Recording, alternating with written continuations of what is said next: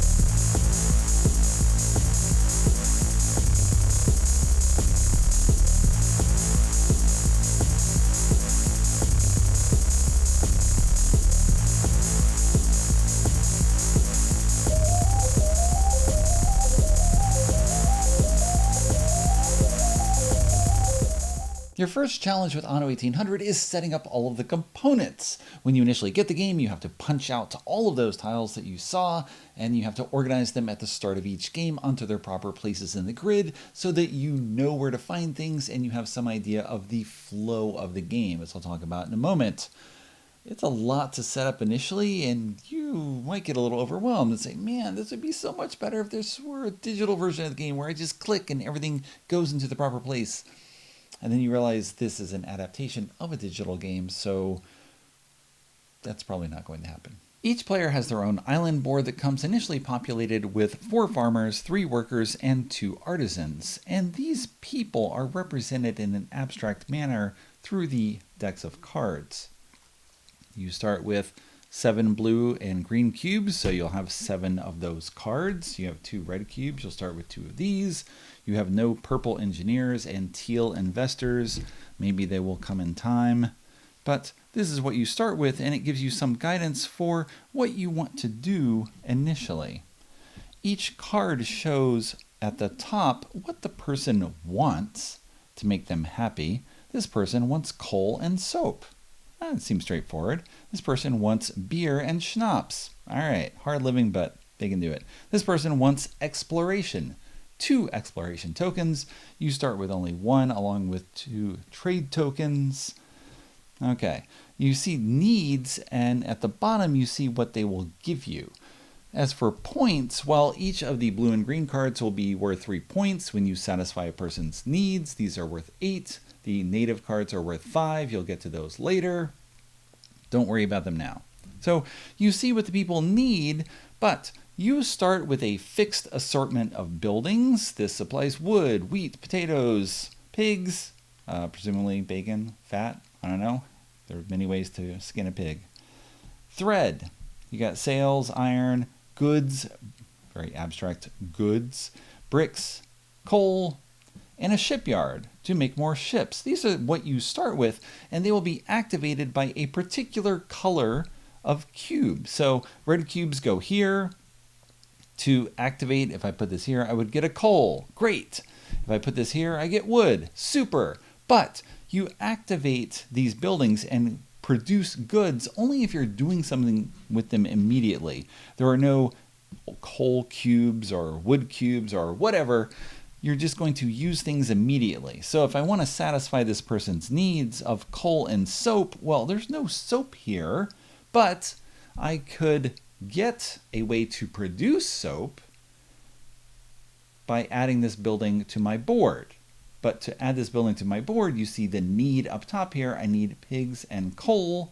So if I put this here on a turn for coal, I put this here for pigs, because this needs green, this needs red, I get this tile. It is a blue tile, which means my workers will have something to do. Initially, you only need farmers and artisans, which seems weird. The workers just don't work. You get this tile, you flip it over. I can put it on any space on my board to get rid of that industry, or I can put it down into an open location. If you're going to build more shipyards, they must go on the coast. If you build ships, duh, they have to go in the water. You don't have that much space right now, but you can get more spaces to place them. So now I have soap. On my next turn, I could put this here for coal and this here for soap. Super! And I have satisfied this person's desire, and now they will give me some upgrade actions. I can put this card aside. I can use it now. I can use it on a future turn. Whatever I want. I don't have to do these cards in order, but that was what came up on top, so that's what I'll do. This person needs soap and canned goods. You often want to look at your cards and see what is most prevalent on them. I had 2 people who needed soap. I have 2 that need schnapps. I have 3 that need beer. Maybe I want to get those things first.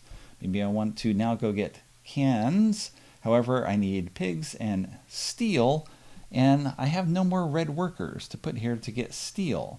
I can get this, which will let me produce steel with a blue worker, but for that I need bricks and coal, which both require red workers, and I don't have them. Now, you can trade for goods from other people's boards, and the trade cost is shown at the top of your board. It's 1 trade token for a green or blue action, 2 for a red action. So, in theory, I could spend 2 trade tokens to get steel from some other player's board. It doesn't matter whether they have used that space or not. If they have steel on their board, if they have not covered it with a token, I can get steel from them at the cost of 2 trade tokens, and in exchange, they get 1 piece of gold. Not from me, just from the bank. It's not clear how that works in practice, but never mind. Just wave it away. But I can get pigs. I get steel abstractly through someone else. I now have canned goods. On my next turn, I can get soap and canned goods. Man, this guy is so happy now. I gave him what he wanted. And he will give me 2 new workers as an action. Again, I don't have to use this now, but I can use it if I want. Just put it face down. I've scored this card. I get these new workers, and when I get new workers, I get more cards. 1 card for each person that I add to the board, whether they are technically workers or someone else. So I just went through 2 cards, and now I've got 2 more cards. I have not reduced my hand size at all, and that is somewhat important because the game ends, or the game end is triggered when someone empties their hand of cards. So often, if you look through my cards here, this will give 2 cards. This will give 2 cards. Anything else? I'm going to possibly get cards as quickly as I get rid of them, but again, you don't have to activate them if you don't want to. You can just put them aside, and then when the time is right, get those cards. Maybe you care more about getting the points and getting the workers so you can do more stuff than anything else. The heart of Anno 1800 is using your people to produce resources so that you can play cards from your hand and add new building tiles to your island. However, many of those people and those tiles have requirements that cannot be satisfied by your starting buildings, which means you need to produce something else, and you go many stages down the tech tree before you can get to whatever that thing is that you need so that you can do this other thing. Let's look at some of the cards I have in hand. All of the blue and green cards require only 2 items, and they tend to be items that are fairly easy to get. I don't know if this is meant as a cultural commentary on the working class. They have simple needs. You can satisfy them easily. They're not aiming for anything bigger. You can read it there if you want. Like this guy only cares about bread and soap. That's it. Very straightforward. This guy wants some sausage and some work clothes. I would hope he has some clothes initially. He does so far, but he wants new ones. This person, again, with the beer and schnapps, or schnapps and canned food, it's all very straightforward. But then you get to the other people, the upper classes of society, I suppose, the artisans and engineers and investors, and they want much fancier things by comparison. This person wants sausage and coffee and a fur coat. Okay. This person wants fabric, cotton fabric, and a stopwatch and a steam carriage. Whew, boy. Let's look at what goes on here to make some of this happen. The beer is straightforward. You need wheat and coal. Great. Clothes, thread, and coal.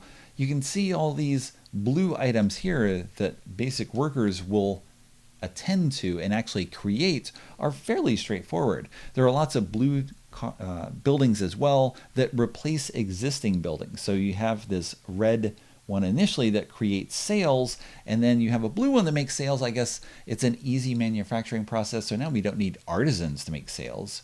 We can mass produce sales and have them produce more easily, or have steel or goods or bricks or coal, all of that produced more easily by workers, a bit down on the rungs compared to the artisans. Everything has this tiered structure to it, which again, you can read into it as you wish. So these are all fairly straightforward. However, you look at these items here, the cotton, the rum, cigars, chocolate, coffee, those are only going to be produced with items from the New World. You have tobacco and cocoa beans and the coffee beans and sugar cane. You need cotton, the raw cotton material, and those are coming only from the New World. Apparently, no one ever made cotton before in Europe. I'm really not sure whether that's true or not. I'm not a student of history, let us say. So you can go to the New World by using an expedition token. You draw one of the New World tiles off the top of the stack. Each New World tile is going to produce cotton and 2 other resources. In this case, I got coffee beans and rubber. I might have wanted to produce chocolate or cigars or rum. Too bad.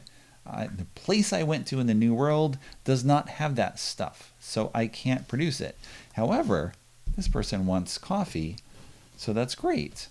I spend 1 expedition token that goes off to the side. I go to the New World, and each time you go to the New World, you draw 3 of these native population cards, adding yet more cards to your hand with people who have needs that you must satisfy in order to get them out of your hand and score these points. Most of the native population cards you must trade with them. So they require a trade token, which means you must spend a token off the ship. In addition, this person wants a sewing machine and canned goods. Well, canned goods are great, I already have them, but a sewing machine, to get that, let me show you the sewing machine tile, I need brass and steel and an engineer. I have none of that. Oh, wait, I have steel. But to get brass, that's another red building that needs goods and coal. To get an engineer, well, possibly one of my cards will give me an engineer, but none of the ones I saw did. Or I can upgrade workers using either free upgrade actions on cards or a paid action, or I can just buy a worker. Now, I've just gone through like 4 actions at once to talk about getting a sewing machine.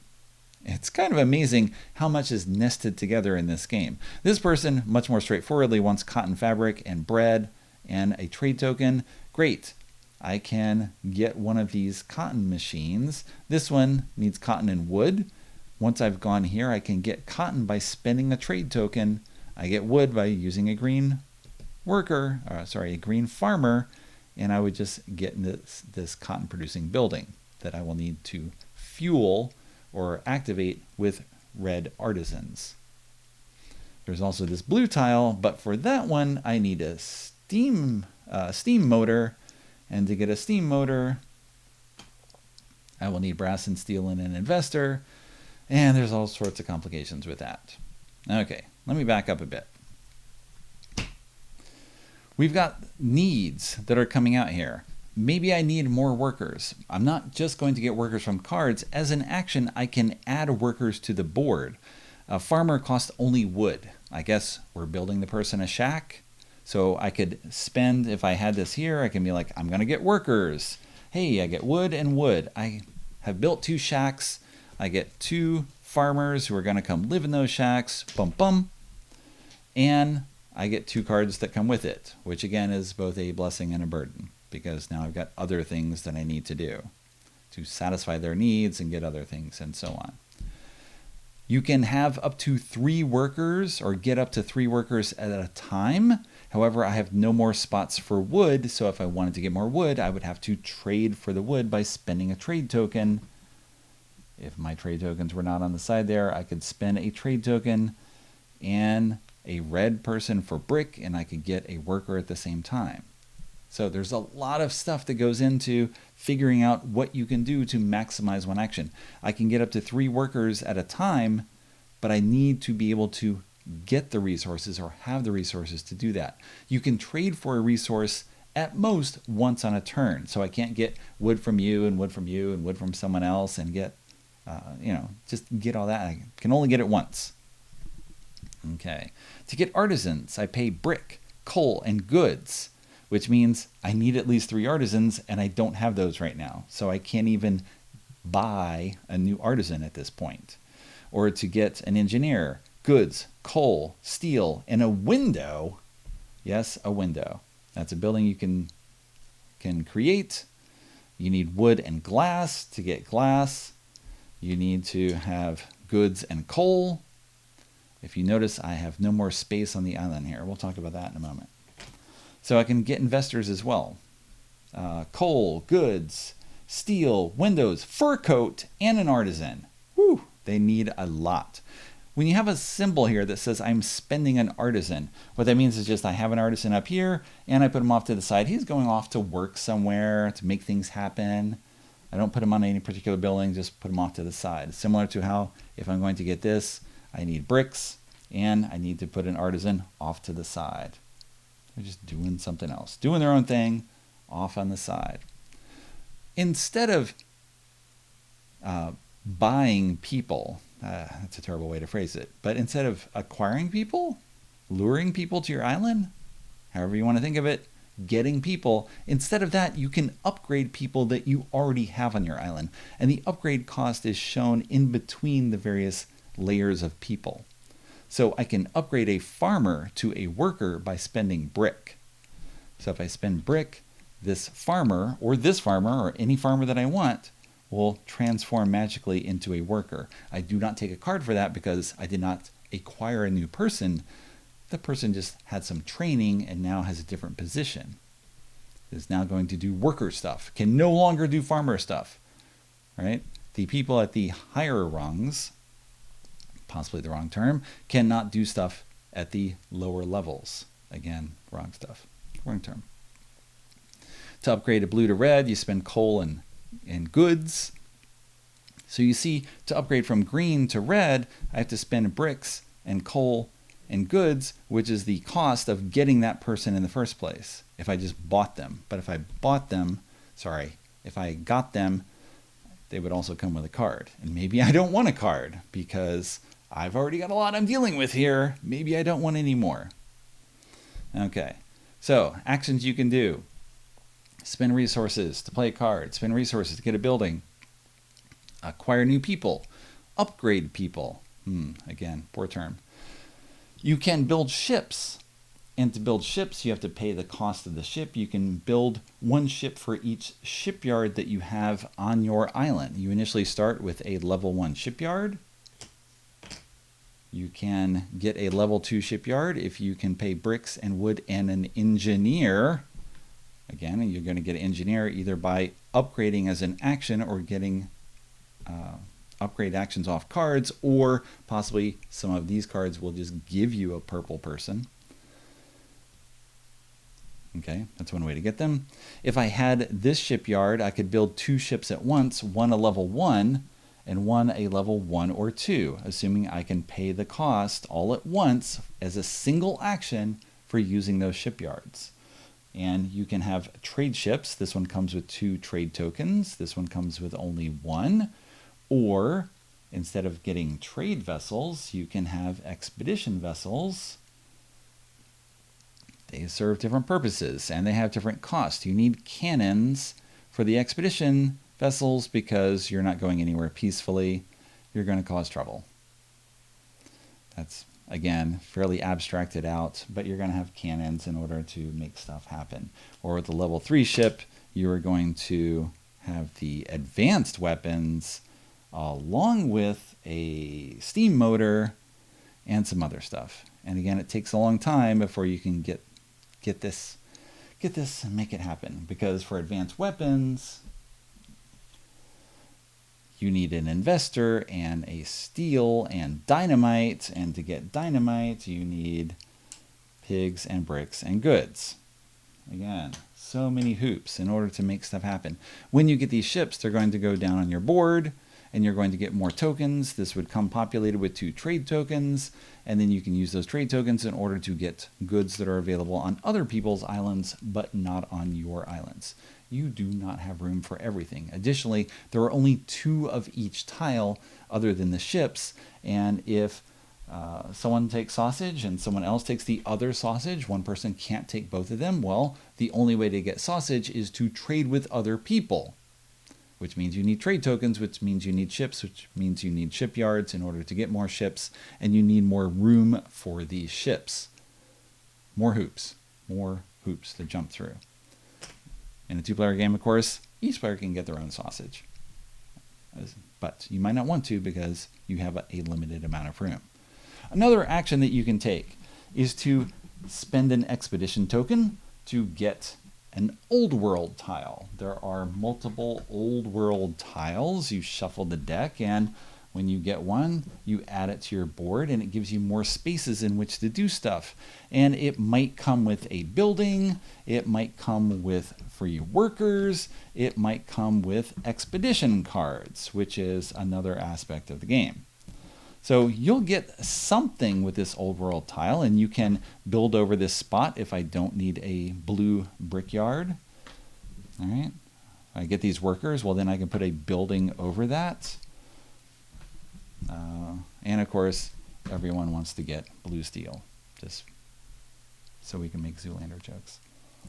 Okay, so there's an old world tile, there's a new world tile. The second new world tile you get, or old world tile you get, costs 2 expedition tokens. You start with only 1. So if you want to go to a second one, you need a ship to get a token, or you need to complete a card that is going to give you tokens. For example, this card right here will give you 3 expedition markers, but to get them, you have to give this guy some clothes, coffee, and advanced weaponry. He does not give out expedition easily. You gotta satisfy those needs in order to make that happen. So, again, actions. Spend resources to build buildings. Spend resources for cards. Get new people. Upgrade people. Go to the new world. Go to the old world. You can get expedition cards as an action by spending 2 expedition markers. All right, there was a way to get them for free off this card here. Each of these shows a zoo animal on the left and an artifact on the right. And at the end of the game, you take whatever workers you have and you put them on those cards and you score points. All the red are 1 point, the purple are 2, the teal are 3. It's a smattering of points. These are all random. What you get, you can't program what you're going to get. You just draw stuff and then you see, oh, maybe I want some more teal cubes so I can get points at the end of the game. But getting those teal cubes is a hassle on its own. However, they have additional uses because you will need teal cubes in order to get to any of the higher grade buildings. If I want a penny farthing, if I want some steam carriages, if I want a light bulb, you have to spend an investor. Just put that investor on the side in addition to spending those resources. And most of these, well, many of these require something like rubber that is going to be difficult to get only at the New World. Okay. At the New World, only you can go there. I have made contacts with the New World. No one else can get my coffee beans, can get my rubber, can get my cotton. But once I use those items to put something on the board, if I build this penny farthing building, well, then people can trade to get penny farthings. They don't have to go get their own rubber to make penny farthings. They can trade with me, and it costs them 3 trade tokens to go to this purple building. I get 1 gold. Whatever building, anytime they trade, I get 1 gold. Any trade is 1 gold. Doesn't matter what the cost is in trade tokens, 1 gold. If I want to use it, I need purple dudes, which at the moment I have none. Also, I wouldn't have this because I didn't have a teal to put this on the board. There you go. Hand wavy. I'm hand waving everything here because there's so much going on. So at a certain point, you are going to stop taking actions because I put these guys out. I've finished this. All my guys are here. Maybe my red ones are down here. I don't have other things to do. I don't have someone that can give me potatoes so that I can make schnapps or coal. I need potatoes and coal in order to make schnapps. Well, if you have gold, you can pay people to go back to work because I guess you're paying them overtime. They're desperate for money. I'm not sure how it works exactly, but if I spend 1 gold, I can bring a green guy, a farmer, back home, and then he's going to go out again. So I can spend 1 gold for him to come back and 3 for her to come back. And now I've got them available again, and now I can go out for potatoes and coal, and I can make that schnapps building that I've always dreamed of. That's pretty much the only thing gold is useful for, is handing it out to people to induce them to go back to work yet again for you. Eventually, though, you're going to run out of gold, or you don't want to spend the gold. People have not traded with you, so you have not gotten any gold. Well, you can hold a festival, and when you do that, all your people come back, not just your workers. Your ships get reloaded. You now have these trade tokens available again for use, the expedition token. Everything is reset. That's your entire turn, but now I'm reset and I can plan again. That was a lot to take in, and I haven't even covered one of the 9 possible actions that you can take in the game, which is to take up to 3 of the population cards in your hand, place them on the bottom of their respective decks, and draw new cards. This does not affect your hand size. You're not any closer to going out, but perhaps you had 1 card that needed champagne and 1 that needed a gramophone, and you're just like, well, I'll pitch them in and see if I get something else that matches more with what I already have, which will help you because then you can play those cards more quickly and work towards the end of the game. Maybe you're looking for certain benefits on the cards for a public objective or just to tie together with other things that you have. You have no idea if you're going to get something that matches better. And it's one of the examples of the little bits of randomness that are found throughout Anno 1800 from your starting collection of cards, where maybe you're going to get 4 things that all use the same building. And great, you get that building and you can just use it repeatedly. Dun, dun, dun, dun, dun. You're all set. Or maybe you've got a variety of things, they don't line up. Or maybe you've got cards that give you lots of new people to put on your board, and you're like, great, that ties in with this objective that is also getting lots of people. And someone else is getting cards where they're only getting upgrades and not people. So they can end up with a lot of red and purples, but not have any workers or farmers. And they got to go working there. So you were trying to overcome these little bits of randomness to optimize things. You get randomness as well when you're getting an old world tile because you get some bonus. Don't know what it is. Hopefully it's worthwhile. Maybe you get blue steel and you just bought blue steel and you're like, what was that? Really? Or the new world where I need rubber to work on my penny farthing, not velocipede, my penny farthings. I need rubber. I've got 2 people need penny farthings, and I go to the New World twice, and I still don't get rubber, and you're just like, oh, I'm wasting my time doing all this, not doing anything productive, and then maybe I'm going to have to swap the cards, or hope that someone else makes a penny farthing. Maybe they will, maybe they won't. I don't know. So there's little bits of randomness all throughout the game, and you try to overcome it. The game probably lasts at least 100 turns. I have not counted, but I've played 4.5 times now on a review copy from Thames and Cosmos, the North American distributor for Cosmos. And it feels like the game lasts at least 100 turns, where each individual turn is usually something really tiny. I make 1 building, I play 1 card, I do a festival, I get this New World tile. It's all really small and stuff adds up over time in this almost invisible way where it's hard to track what's going on. I mentioned I played 4.5 times. The halftime was a 4-player game where we were an hour into it and someone else showed up at game day, and so we stopped and moved on to something else so they wouldn't have to sit there for an hour. 2-player game, 2 3-player games, and a 4-player game that went to 3 hours with someone who is really trying to optimize every single thing possible which in theory you can do because Anno 1800 is a fairly solitaire game. You are, in a sense, competing for the tiles because there's only 2 of each tile, but you can trade freely and no one can refuse, and you're giving someone a gold, and often you're just like, whatever, it doesn't matter if I give them a gold or not. Oh, you've got glass? You've got glass? All right, I'll give you a gold. Done. And you're not worrying so much about having glass yourself unless you have a lot of cards that will end up requiring glass, or you need glass in order to make glasses or a stopwatch or a window, or champagne. And maybe I should have bought glass earlier, but often it feels like it doesn't matter, or I'm not hurt if you are buying the glass and now I am trading with you. Often you're then trading with me for something back. And it often feels like you're on par with the trades, and I don't know how much it matters. Again, because every little turn is this atom in the entire course of the game, and things kind of get lost in the flow. So you'll get very involved. You're looking at your cards initially. You're saying, okay, I need those beers to get those first cards out of my hand, and these... well, you don't start with native population cards. These one here, I'm not even going to look at them. I don't even care because I just have to focus initially on getting these out of my hands. I'm not getting this stopwatch anytime soon. I'm not getting cotton fabric. So let me not worry about that. And you're focusing on these small things and getting them done, and the cards come out, and all the actions sort of pile up over time.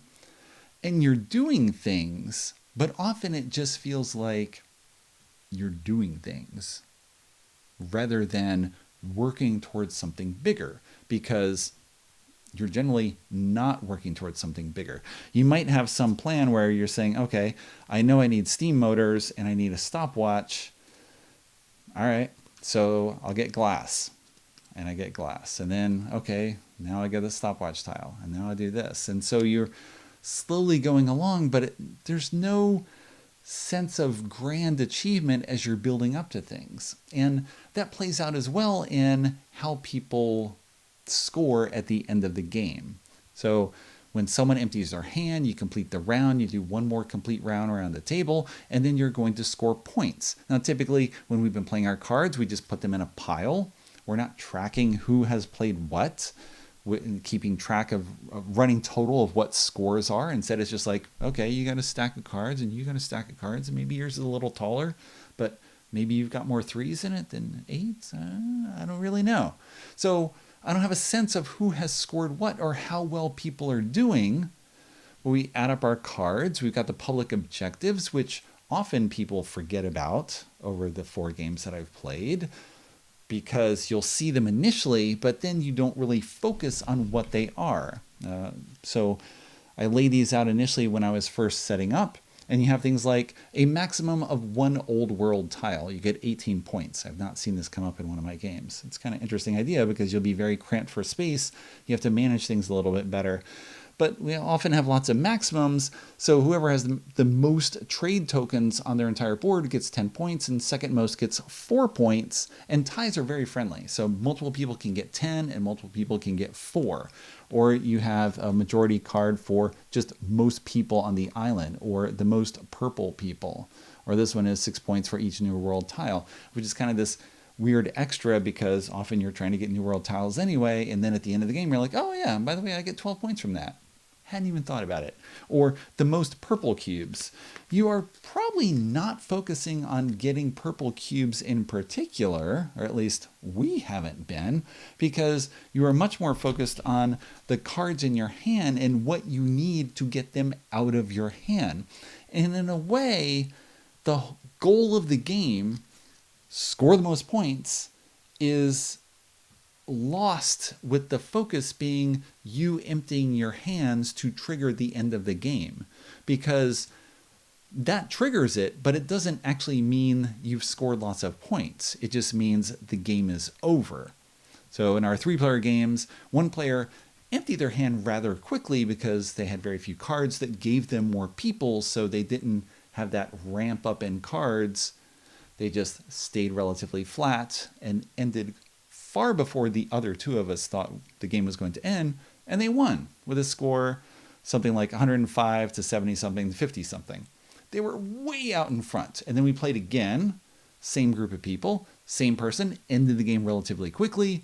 I think came in third because the other two of us had done more. And it wasn't clear during the game that we had necessarily done better. We just added up our scores and we're like, oh, I have higher. How about that? Who knew? Because the game is somewhat opaque in what you're doing and you don't have a good sense for where anyone is. In theory, you can look around and say, that person's got brass, and it would take me a couple turns to get brass, so maybe I'm behind in terms of how we're building our engines or our islands to make things happen, but maybe I was just doing something else that was profiting in my own way. Or I went to the new world and instead you were building brass. And so I was getting resources and getting other cards on my hand and all this.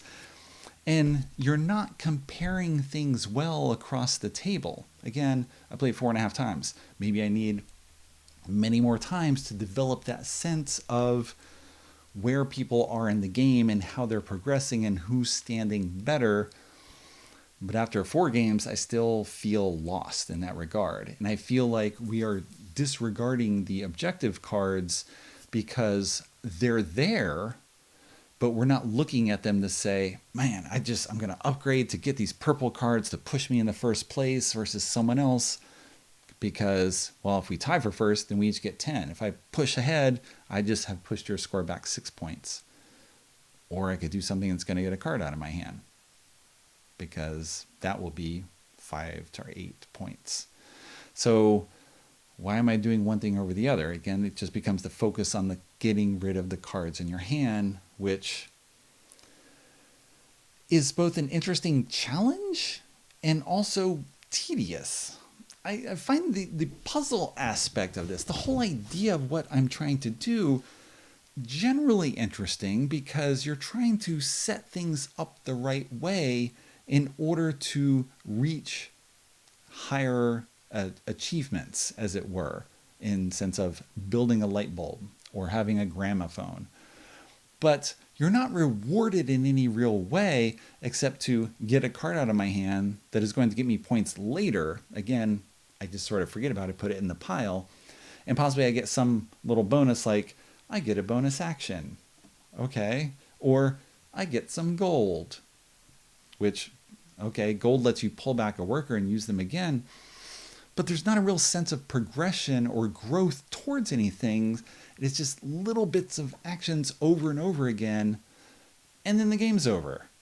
And you look at what you have, and it's not the sense of scale or achievement that you have with something like Agricola, where it's more like building a farm, and I fence things in, and look at my animals, and I have now established this stone residence, where I started with clay. Started with mud. I forget. It's been a long time since I played Agricola. That feels like you have more achievement, whereas in Anno, I feel much more like I'm cycling things repeatedly. I've got soap again. I've got another sausage. I've got this, and I get the card out of my hand, which gives me another thing, and it gives me other cards, and you're working on a treadmill a bit. And that's that. Point scores have ranged a bit because in our 4-player game, the winning score is around 170, whereas in the 3-player games, it was 100-ish. I forget the 2-player score. And I think that's because the 4-player game, again, took a long time. We emptied out the piles. You can pick up, as you get people, you get cards. And if the pile is empty when you would take a card, you instead have to pay gold, which is okay because now you don't have to pay that card or play that card. You don't have to worry about getting rid of it, which is, again, a good thing, but also a weight. It feels like a burden to have all those cards as you're staring at them. So the game took a long time as we went through all the cards, and we ended up with much higher scores. But you could also, again, try to swap cards a lot and maybe get cards that don't give you new people, and you just run a smaller deck and get out. I feel like I like the challenge of what I'm doing, but I also find that I feel ground down by the game, where it's just these little actions over and over again that don't add up to something and don't give me a sense on a larger scale of what I'm doing. So I feel very conflicted, which is also why I played this game 4 times. I'm trying to figure out what it is about the game, like what aspects I like and don't, but what makes it work. And possibly it's just, as I'm looking at my board here, my island, you've got all these action spaces that you use and you build things up, and often it feels like you're trying to avoid taking festivals because I'm trying to be efficient and use all my actions well and not waste anything. And so I will puzzle over how to use this one trade token to get something with, the one blue or red person I have left, and how am I going to do this, that, and the other, and what's it actually going to get me? And it probably would make more sense to just festival, clean that board, and then I can start fresh. Sort of do that little reset in the morning when you wake up and you're like, it's a new day and things are happening and I don't have to worry about what happened yesterday. I got plans for what I'm going to do. You want that with the festival, and yet you also feel like I have to squeeze everything out of this possible, and yet the game maybe only looks like an efficiency game. It's really about you scoring points and what is going to get you the most points. And maybe, this one card is going to give you 8 and this other gets you 3, but the one that'll get you 3 you can get down in a turn, and the one that takes 8 will take 5 turns. Are you building something for the future that's going to be useful again? I don't know. Depends on what you have and what you might draw in the future. And you also have this weird issue of not being able to use goods. Not weird. An understandable issue of not being able to use the raw materials that people find in the new world, right? That's your cocoa beans. That's your sugar cane. I understand. You went on the expedition, or you explored. There are exploration tokens and expedition cards, and I realize I keep calling them all the same thing. You went out and got that. That's fine. But once you take that rubber and transform it into penny farthings, now I can just trade for a penny farthing for one action and I'm done. You did many steps of work to make this thing happen, and then I just took that action very quickly and profited from it. Of course, maybe you were never going to build a penny farthing. Maybe you were only going to use that rubber to build, what was it? Steam carriage? Steam carriage. Yes. Or, yeah, that's it. Steam carriage. So maybe it was useless. Maybe I didn't need it. Or maybe I have a native population card that requires rubber and I can't deliver, so I have to swap it to try to do something with it.